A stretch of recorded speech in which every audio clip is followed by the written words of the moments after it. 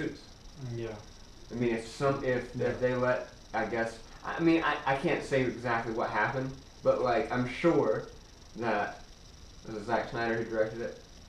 He would have done better if there weren't suits involved. The writer would have written better if there weren't suits involved. Like they wanted certain things because they know what works. Right. Quote unquote. Right. If it works until it doesn't work, and then it's the creator's fault. Yeah. You know. Yeah, and then they get blamed for it. Right. But it's just like there's a reason why Zack Snyder was the director. Yes. There's a reason why they chose that writer because they're talented. Right. And they have creativity. Right. But once you get to the point where studios dictate, what we as audience gets to see. Yeah. The lines get blurred. You don't know, what's creative and what's an executive decision to make money, and it's weird. Strange. Commodifying art. It actually kind of feeds into our second to last topic. Being pigeonholed. Ooh. So these people get pigeonholed as, oh, he can direct a blockbuster, like you're just saying, Zack Snyder. Or he can write a blockbuster like that writer or whatever the fuck that was. We're talking about career-wise, okay? Drew wanted to talk about this today. Yeah. Because it feels like... I mentioned this, I think, in the podcast before, and I think we've all felt this in this industry, but you get kind of pigeonholed. As soon as you are in this industry, whatever facet you decide to choose, people know you as that. Yeah. If you PA for something, you're going to, people are going to be like, hey, can you PA for this? You're that PA. That's your next job. Yeah. And it happens to a lot of people, and I know you've introduced me to a couple of your friends who have been PAing to the point where they're like union fucking crazy. Like it's like crazy how much they've done that. And it's the same it's like when I went into acting, they wanted to pigeonhole me into like this one character, like this one thing. I'm like, nah, I can do more than that. Yeah. Like don't do that to me. Yeah. And so that's like the main reason why I said no to agents and stuff like that, because I mean TV would be great, but like on top of that, I want to tell stories. I want to be an entertainer. I want to be able to do what I want to do. So like getting into that, I mean, yeah, I would like to make a lot of money, but like in the end, I want to be able to do what I love doing. Yeah. So like the pigeonhole thing, and then the reason I want to talk about it is because I work on this web series right now, because I do a lot in film. I'm an editor, I'm a director, I'm a director of photography, I'm an actor, I do all this stuff. And so I'm working on this web series right now, where last weekend, or 2 weekends ago, I was the DP. Next weekend we're doing another episode, or actually 2 days from now, no, tomorrow, where I'm acting in it. Then the next weekend I'm DPing. Yeah. So it's just like I'm so happy that I marketed myself to be able to like to do all those positions. Yeah, so those people, the producer saw me and was like, it's like I can see that you're talented in all these sort of things. Like, why not? Yeah. Instead of saying you're an actor, this is what you do. Yeah. Or you're a DP, this is what you do. Because that sucks. It's like it's most frustrating. It's just like the thing that you're talking about with Kanye. It's like why can't he do fashion? Why can't he do this? Because I have an opportunity. I have the talent. I have all this stuff to do all these different things. Right.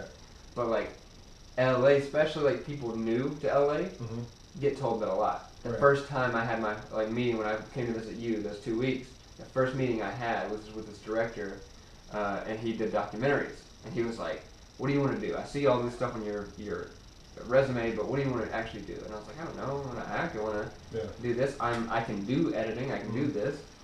And he was like, no, you can't do that. When you're in LA, you have to pick one thing. And I was like, no, fuck that. Yeah, guy's a cocksucker. Yeah, he was telling me. No. Oh, tell his name. No. Go for it. No, he won an Oscar. I'm not gonna tell his name. Oscar winner. Fuck you, Oscar. You're a cocksucker. Everybody who has damn, your eyes were closed. On me. No. Your eyes were closed. They're right. I was not. Who are you? What's your name? You're correct. Pat was asleep. No. I was into what Drew was saying because of how true it is, and Pat was sleeping. Yeah. Pat, every time I talk on a podcast, Pat just kind of dozes off. Pat is gonna be pigeonholed into being like the person that takes naps all the time, the narcoleptic person. Just goes to sleep when people are talking about extremely important things. I don't do naps, man. They don't make me feel good afterwards. So, but pass out. Back on the topic though, you felt this thing about pigeonhole, right? So many times. Cause Pat started off as a PA, and like he's eventually moved up to AP work and like other stuff, you know. And then like every time someone in your past contacts you, they think you're still PA. Exactly. Yeah. They always wanted like, hey, are you still doing this? Like, bitch, that was 5 fucking years ago. What do you think I'm doing now? Why don't you ask? No one wants to ask. No one, because more than likely, you're saying that you do their same job at that point, and which is like, kind of sucks, and like you're getting fucked over right now because of this, right?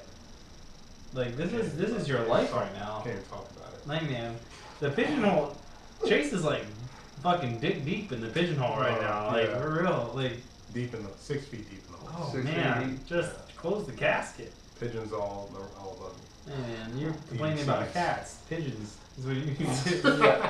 That's what you shout do. out to Bird Nerd. Hey, shout out to the cats who kill the pigeons. Alright, and you know, you're getting killed on this shit. But I mean, what do you want to do? This is the thing, man. Like, I love film. The ideas that I have in film. Like, here's the thing. I wanted to start out. I was like, okay, I'm gonna PA for a minute. I'm gonna see what I like about it, what I can do, whatever. And then I'm gonna try to go produce things, tell stories that I'm interested in. And you get pigeonholed right away from your first job. You know, like, people think that that's what you do. But like when I was working, you know, like playing a lot of music, the music attitude is a lot different than the film attitude. Even though it's like creatively you're kind of in the same atmosphere. But like at least the people I was around, I try to surround myself with people I have the same mentality about music with. Like we might play a show, and then we don't want to play the same show the next night. You know what I mean? Like we don't want to keep doing the same thing over and over again, even if it works. Yeah. You know, because like I don't know about with film to the same degree, but with music, painting, whatever it is, probably film as well. Like you're trying to express something that's inside of you that you can't talk about so much. Like it has to be expressed in a different way. You have to show it. Or you have to, exactly. Yeah, you have to do something. Yeah, so it might be showing it through film, expressing it through a musical performance, painting it, you know, writing it in a book, whatever it may be. But there's some type of expression that you have to get out that's deeper than talking. And so like when you have an idea or you have you know something that you do want to express, but you've been pigeonholed into this thing where like people aren't gonna listen to your perspective, it's like the most frustrating thing ever. You know, like it's just and there are a lot of people out there who are higher in the business but don't have ideas. You know, they're producing things, they're directing things, but they don't have real creativity. You know, and then but they have the clout to get anything they want made. And that's can be frustrating at times. And it's a pigeonhole. It's like not as like it's so intricate. It's like, oh, you did camera work for this kind of show, in this kind of setting, then that's the kind of work I want to hire you at. Like it's not even just because you operate a camera. Yeah. It's like, oh, you do documentaries or you do reality TV. Exactly. We're gonna do reality TV for this. Yeah. It's like weird because like the PA circuit in film. I know you have connections every now and then for like a feature, like a whatever, but most of the time you're getting fuck reality. You know, it's weird, man. You got some ghosts in here. Anyway, no, you're telling the truth. Like, I think some random lady just kind of tried to come in our apartment. Like, for real. Is that what that sounded like? It could have been. Anyway, so yeah, no, Drew's talking the truth. I've been fortunate enough to bounce back and forth from TV and everything else. Actually, just everything, basically. Bounce around. And not a lot of people get to do that, which is kind of... It's been interesting. I didn't know that I don't think anybody really knows that when I come out here.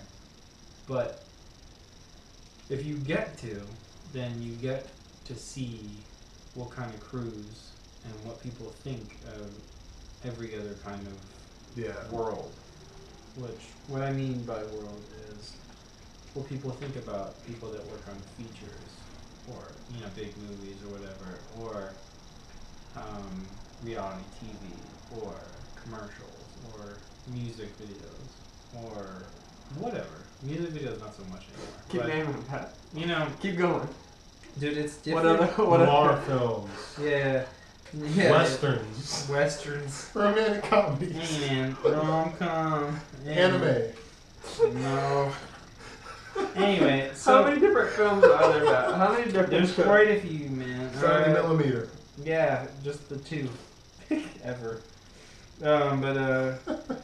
Yeah, so that you get to get a feel for all these like weird different stigmas to all these different kinds of production crews or whatever. But the thing is, I've always been hit with this weird wall every time I'm saying like, oh yeah, I get to, you know, bounce back and forth. I kind of prefer the pace of this one, but I like the content of this one. Mm-hmm. You know, but it's like most of the time, I kind of prefer the pace of reality or something with that type of I don't know, quickness to the production schedule, right? Because when you're on one of these scripted shows or a feature film or something like that, you have a schedule for the day, right? You show up, you do your thing, and then you go until that day is done. Like that's it.